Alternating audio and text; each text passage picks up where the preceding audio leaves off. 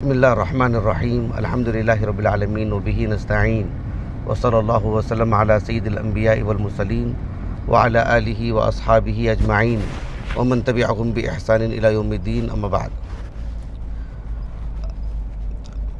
ابھی الحمدللہ اللہ تعالیٰ کے فضل و کرم سے ہم ایک اداری سفر میں ہیں اور ہمارے ساتھ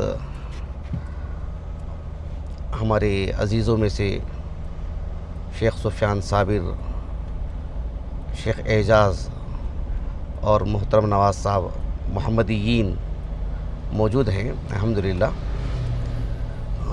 مجھے اس مناسبت سے ایک ضروری بات آپ کے سامنے یہ پیش کرنی ہے کہ دعوت و تبلیغ اس کی اپنی ایک فقہ ہے۔ دعوت و تبلیغ کے باب میں اہل علم بہت ساری باتیں بتاتے ہیں، جیسے دعوتی موضوعات کیا کیا ہونی چاہیے، دعوتی اسالیب کیا کیا ہونی چاہیے، مدعو کس کس طرح کے ہوتے ہیں۔ ان سب کے ساتھ ساتھ ایک بات آتی ہے کہ دعوتی میدان یعنی کس کس نوعیت کے ہیں۔ یقیناً مسجد میدان دعوت کا ایک نمایاں پہلو ہے، نمایاں حصہ ہے، لیکن انبیاء علیہ السلام کی زندگی میں خصوصاً خاتم النبیین محمد صلی اللہ علیہ وسلم کی سیرت مطہرہ سے دعوتی میدان بہت سارے ہمارے سامنے آتے ہیں، اور اہل علم نے اس کی نشاندہی کی شروع سے۔ رسول اللہ صلی اللہ علیہ وسلم کا کوئی بھی معاملہ ایسے نہیں ہوتا ہے نا، اس میں بڑی گہرائی ہوتی ہے، اور اہل علم صحابہ خاص طور پر رضی اللہ عنہ اجمعین نے اس کو محسوس کرتے ہیں، اس کو بیان کرتے ہیں، اسے قابل عمل بناتے ہیں، اور ماں بعد کے علماء نے بھی اس پر خصوصی توجہ دی ہے۔ تو میدان دعوت میں ایک میدان یہ بھی ہے کہ سواری، یعنی آدمی ٹو ویلر میں جائے اور اپنے ساتھ جو بیٹھے ہیں ان کو کوئی دین کی بات بتاتے ہوں، اہتمام کرتے ہوں اس کا کہ مجھے ابھی اس حال میں یہ بات بتانی ہے، کار میں جا رہے ہوں، ٹرین میں جا رہے ہوں، ہوائی جہاز میں جا رہے ہوں، حالات کی نزاکت کو سمجھ کر کے ہر پہلو سے اگر ان کے لیے آسانی ہو، کوئی معنی نہ ہو، تو پھر جو ہے وہ بھی ایک میدان دعوت ہے۔ ایک طالب علم کو صرف مسجد اور مدرسہ ہی پر اکتفا نہیں کرنا چاہیے، یہ اور بات ہے کہ وہ غالب چیز ہے اور سب سے نمایاں ہے۔ علماء نے اس جانب خوب توجہ دی۔ دعوتی فقہ سے متعلق علماء کی جو کتابیں ہیں قدیم زمانے میں بھی رہی ہیں، لیکن خصوصیت کے ساتھ 14ویں صدی ہجری کی اگر بات کریں اور علاقائی اعتبار سے مملکت عربیہ سعودیہ کی اگر بات کرتے ہیں، تو کتاب و سنت کی روشنی میں فقہ الدعوہ کو جس انداز میں بیان کیا گیا ہے، اس پر اتنی کتابیں ہیں سمجھنا شیخ، یہ کہوں تو مبالغہ نہیں ہوگا کہ 100 سے 1000 سے زائد کتابیں ہیں، چھوٹی بڑی اتنی کتابیں، سبحان اللہ۔ ہاں، اس میں 50 باتیں مشترک ہیں تو 50 باتیں منفرد بھی ہیں فقہ الدعوہ سے متعلق۔ اس میں سے ایک بہت ہی اہم کتاب دکتر سعید بن علی بن وہب القحطانی رحمہ اللہ تعالی، آپ کی جو کتاب ہے فقہ الدعوہ فی صحیح الامام البخاری، جو آپ کے دکتورا کا رسالہ ہے، لیکن یہ بھی ایک اہم بات ہے کہ صحیح بخاری آپ نے عالم اسلام کے ممتاز اور بڑے عالم دین سماحت الشیخ عبدالعزیز ابن عبداللہ ابن باز رحمہ اللہ سے پڑھے ہیں۔ کتنی سعادت کی بات ہے، جگہ جگہ پر اس کا ذکر کرتے رہتے ہیں وہ۔ فقہ الدعوہ فی صحیح الامام البخاری میں آپ نے جو دعوتی اعتبار سے کام کیا ہے، حالانکہ اس پہلو کی کتابیں بہت سارے آ گئی ہیں، کتاب الوضو میں کام ہوا ہے، کتاب الطب میں کام ہوا ہے، کتاب فضل المدینہ میں جدا جدا علماء نے کام کیا، سب کتابیں ہمارے پاس ہیں الحمدللہ۔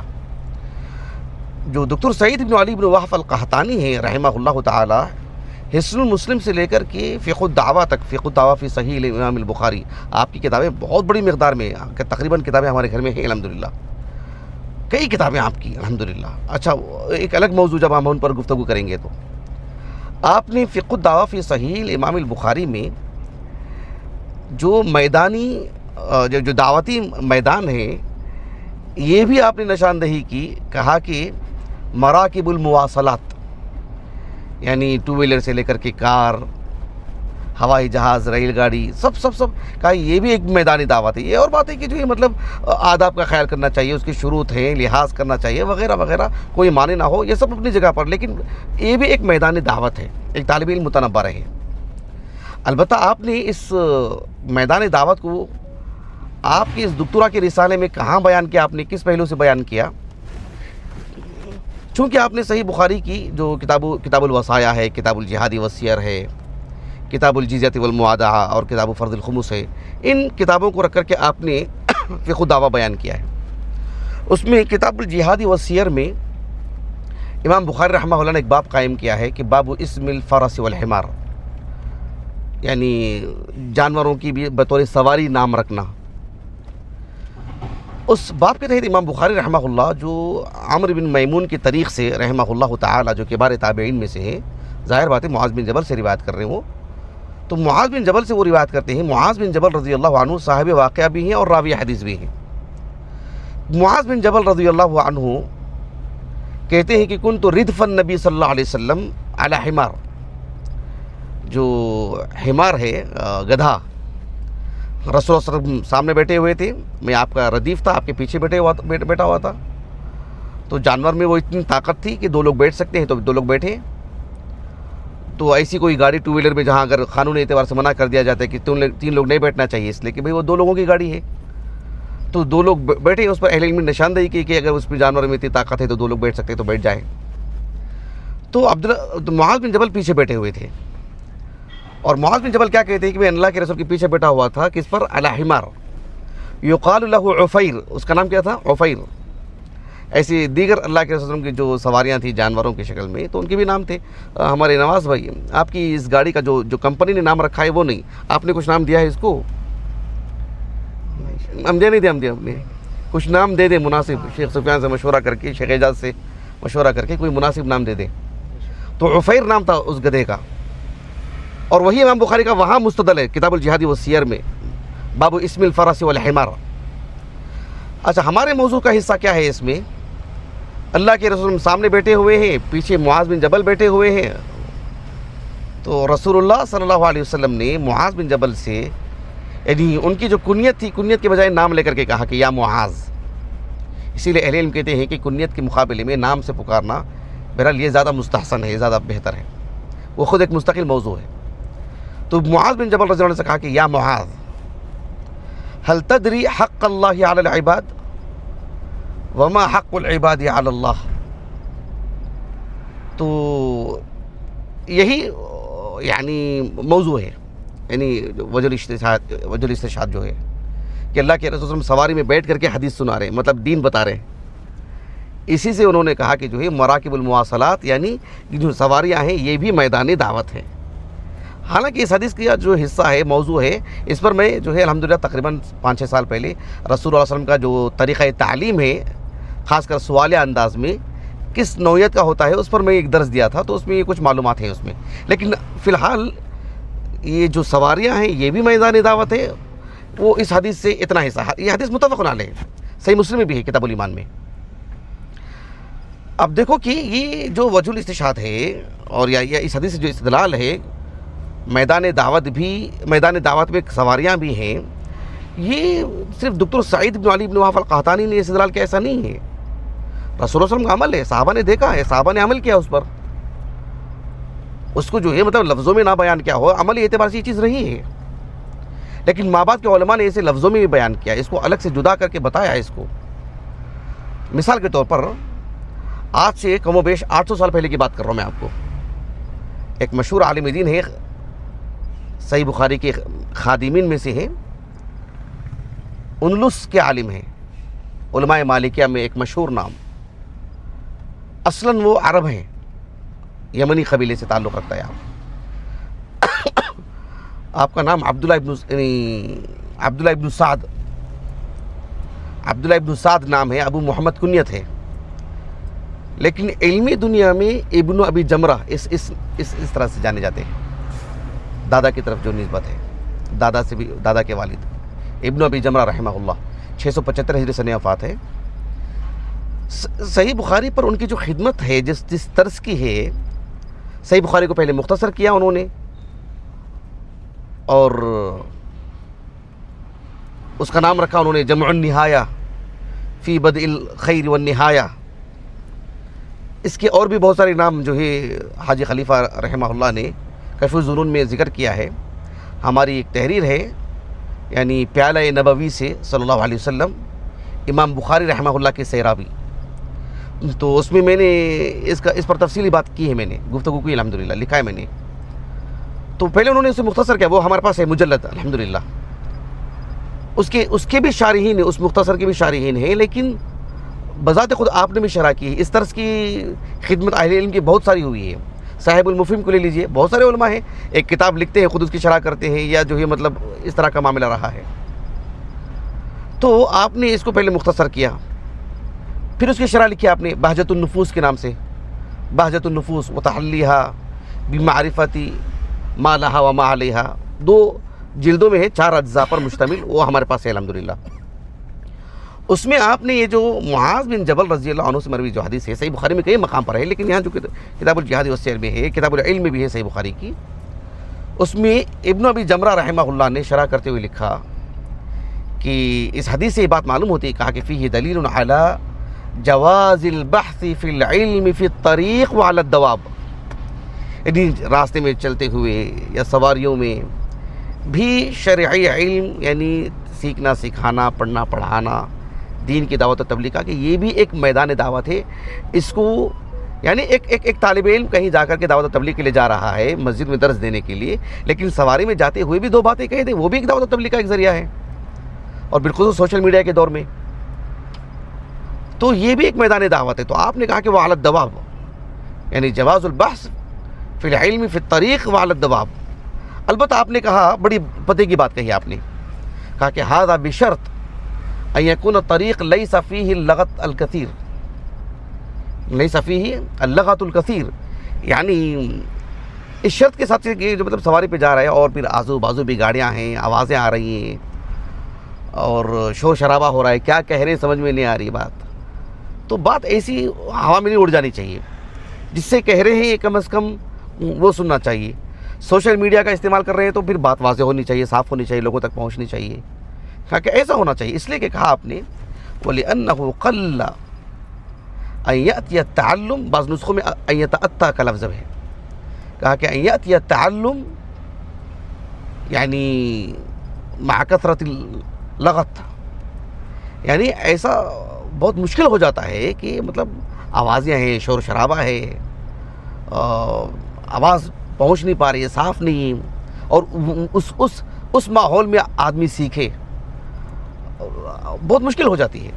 بہرحال ان چیزوں کا خیال کر کے یہ بھی نبوی طریقہ ہے کہ آواز مطلب جو لوگوں کو خاموش کرائیں, شور شرابہ نہ ہو, پھر اپنی بات کریں. اسکت الناس, یا بلال کہا نا, یا بلال اسکت الناس.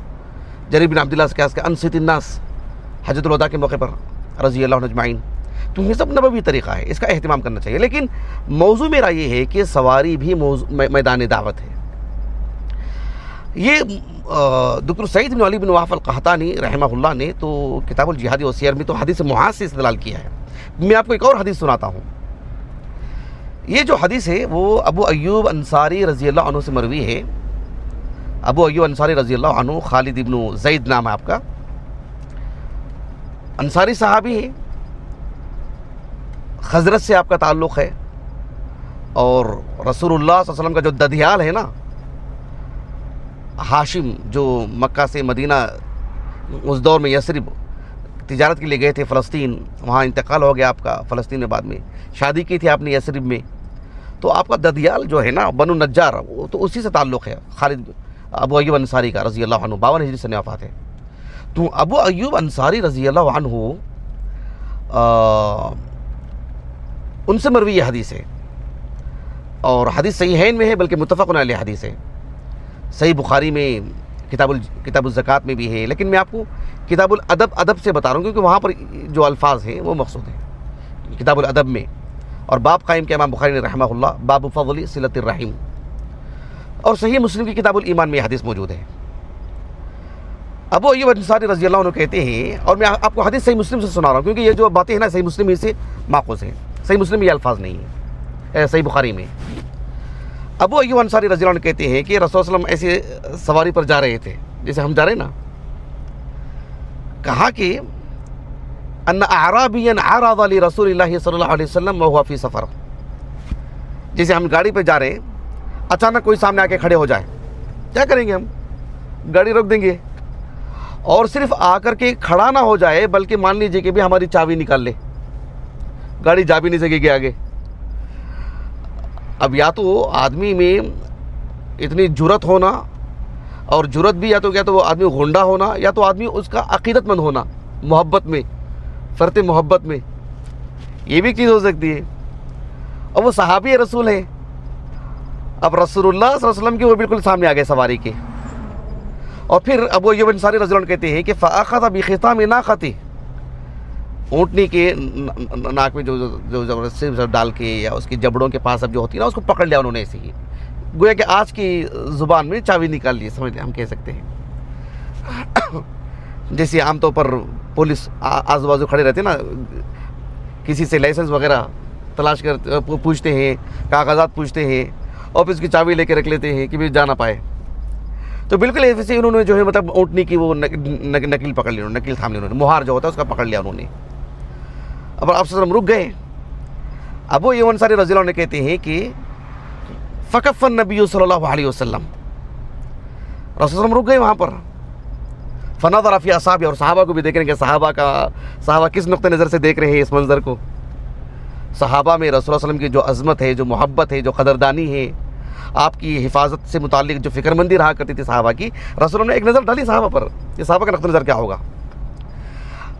اور وہ جو صحابی جو دیہاتی تھے, وہ آئے اور آ کر کے جو مہار پکڑ لیا تھا نا اونٹنی کا, یا آج کی زبان میں جو چابی نکالی تھی نا, تو انہوں نے اللہ کے رسول سے کہا کہ یا رسول اللہ اخبرنی بما یقربنی من الجنہ وما یباعدنی من النار, مجھے جنت کے قریب لے جانے والی چیز کون سی ہے مجھے وہ بتا دو, جہنم سے دور لے جانے والی جو چیز ہے وہ مجھے بتا دو. اللہ کے رسول صلی اللہ علیہ وسلم نے پہلی بات تو یہ کہا کہ لقد وفق, کہا کہ لقد ہدیہ, یعنی بھائی یہ تو صاحب خیر آدمی, اللہ نے ان کو منتخب کر لیا ہے, اللہ نے چن لیا ہے ان کو. کہ یہ سوال کرنے کا مطلب ہی یہ ہے کہ جو ہے مطلب آدمی کے اندر خیر ہے. جیسے آج کے ماحول میں آپ کو مثال دیتا ہوں, ہم کو بہت سارے لوگوں کے فون آتے ہیں, اور سوال کیا آتا ہے کہ دیکھو میں فلاں کمپنی سے جڑا ہوا ہوں, وہاں ایسے ہے ویسے ہے, مطلب یعنی سودی کاروبار ہے, اس کی بل بنانی پڑتی ہے, یا شراب بیچنا پڑتا ہے, اس میں ایسا ہے, داڑھی کاٹنے کے لیے کہتے ہیں, نمازیں ہمارے متاثر ہو رہی ہیں, وہاں ہمارا کام کرنا کیسا ہے. بھائی اس طرح کا سوال آتا ہے نا, تو میں پہلی بات یہی کہتا ہوں کہ جو ہے مطلب یعنی بشرک اللہ بالجنہ. آپ کا حرام خور کبھی اس طرح کا سوال نہیں کرتا ہے. حلال حرام کی تمیز کرنے والا ہی, اللہ سے ڈرنے والا, جنت کے حصول میں فکر مند ہو, اللہ کی رضا اور جو ہے اللہ کا دیدار, اللہ سے ہم کلام ہونے کا شرف حاصل کرنا چاہتا ہے, اللہ کی فرما برداری ہے, انقیاد ہے اس کے اندر, اللہ سے محبت کرتا ہے, اللہ کی پسند ناپسند کی رعایت کرتا ہے, وہی آدمی کے سوال کرے گا ایسا. دوسرا پوچھے گا کیوں؟ رخصتیں تلاش کرنے کے لیے نکلتے رہتے ہیں بعض لوگ. تو اس طرح کا سوال کرنا, اللہ کے رسول نے کہا کہ لقد وفق, کہا کہ لقد ہدیہ. اچھا, اب صحابہ, صحیح بخاری کا جو لفظ ہے, صحیح بخاری کے تاریخ میں صحابہ نے کہا کہ ما لہو, ارے کون صاحب ہے یہ, کس طرح یہ کون سا تعامل ہے کہ سامنے آ کے کھڑے ہو جانا, راستہ روکنا, اور آپ صلی اللہ علیہ وسلم سواری پر بیٹھے ہوئے ہیں, اس کی جو ہے مطلب نکیل پکڑ لینا کہ گاڑی سواری آگے بھی نہ جائے, یہ کون سا طریقہ ہے؟ اللہ کے رسول صلی اللہ علیہ وسلم ایک طرف تو صحابہ کی بھی رعایت کیا, آپ نے صحابہ کا بھی لحاظ کیا, ان کی قدردانی کی قدر کی, ان کے احترام کو اچھی نگاہ سے دیکھا. آپ صلی اللہ علیہ وسلم تو رحمت للعالمین ہیں, سب آپ کے ہیں اور آپ سب کے ہیں. جو آپ پر ایمان نہیں لاتا ہے اللہ تعالیٰ جو ہے مطلب اس کا معاملہ الگ ہے, لیکن آپ تو سب کے لیے ہیں. تو اللہ کے رسول صلی اللہ علیہ وسلم نے کہا کہ عربن ما لہو, کیا مطلب, یعنی ما لہو جو آپ کہہ رہے ہیں کہ بھی ان کو کیا ہو گیا ہے صاحب کو, کہا کہ ٹھیک ہے, عربن کا مطلب ہے کہ ان کی اپنی ایک حاجت ہے, میں آپ کا بھی ہوں, وہ اللہ تعالیٰ نے ان کے دل میں بات ڈالی ہے, کیونکہ میں معلوم ہے کہ میں اللہ کے رسول ہوں, وہ میرے پاس بھی ہو, میرے سے بھی ان کی حاجت جڑی ہے, ان کا اپنا ایک طریقہ ہے. عام طور پر دیہات کے لوگوں میں جو معاملہ ہوتا ہے وہ ایک اپنا ایک طریقہ کار ہے.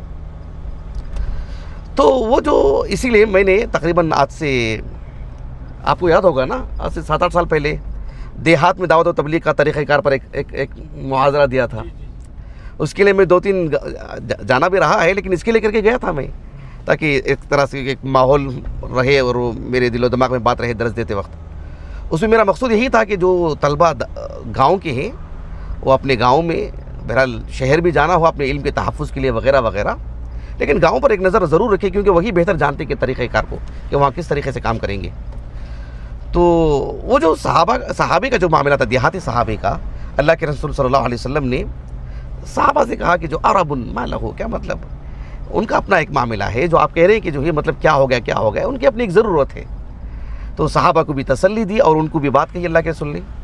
اب بھی صحابہ کو جب بات کر رہے تھے اللہ کے رسول نے صلی اللہ علیہ وسلم، پھر ان کی طرف مڑے، خصوصی توجہ دی.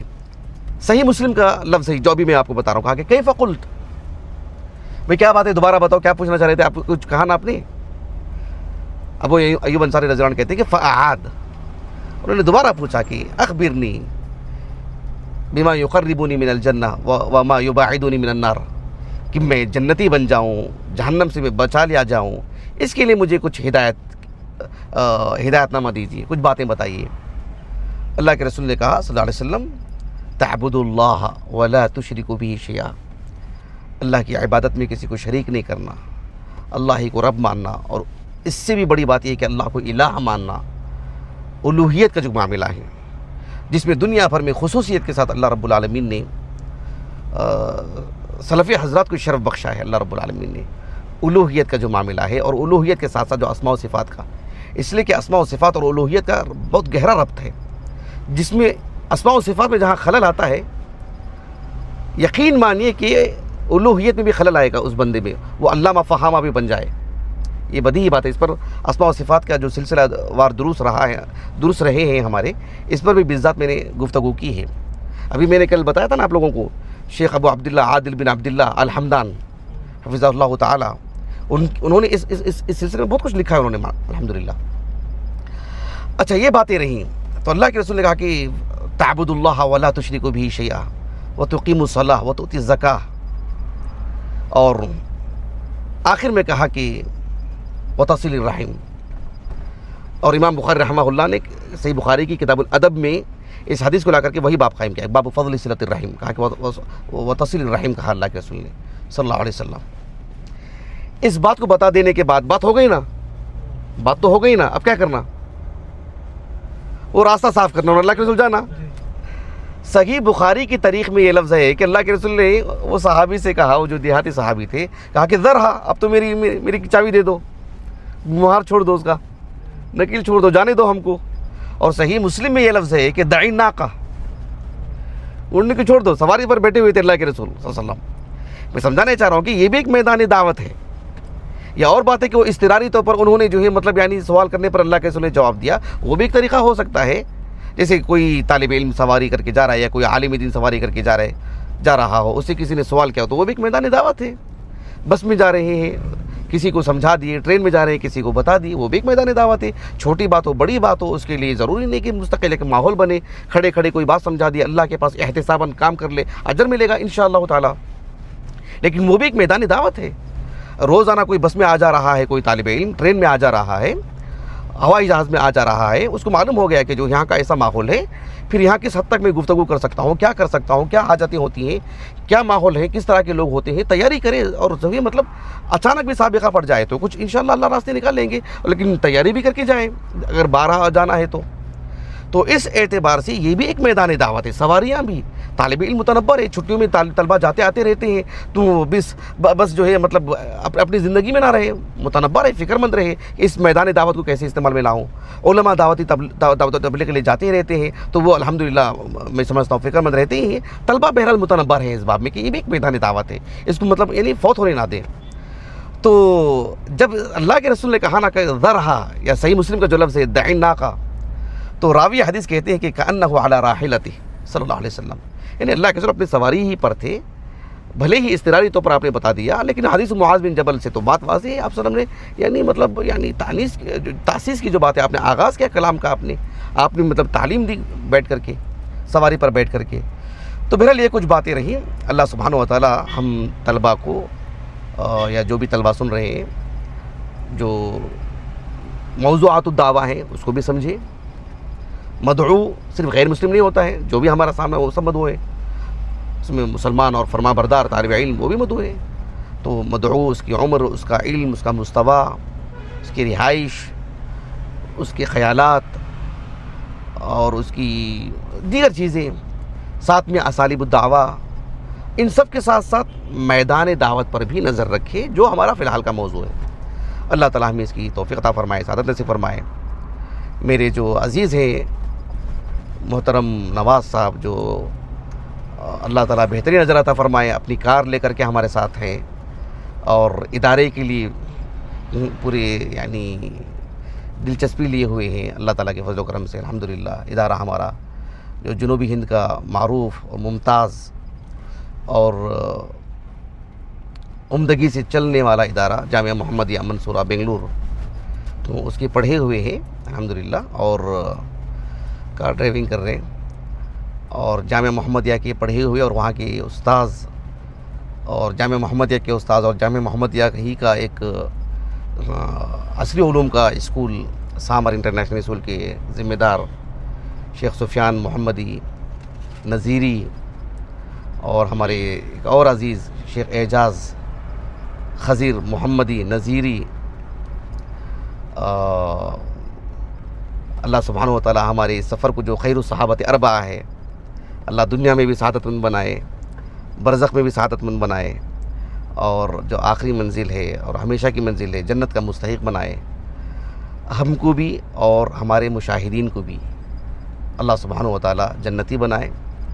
اور خاص طور پر ہم دونوں کے جو میری عزیز اہلیہ شیخ سفیان کی ہمارے اعلیٰ اولاد کو جو بڑی قربانی دی ہیں اور دینی کاموں کے لیے قربانیاں دیتے ہیں، اللہ تعالیٰ ان سب کو اجر عظیم عطا فرمائے. سبحانک اللہم و بحمدک، اشہد ان لا الہ الا انت، استغفرک و اتوب الیک.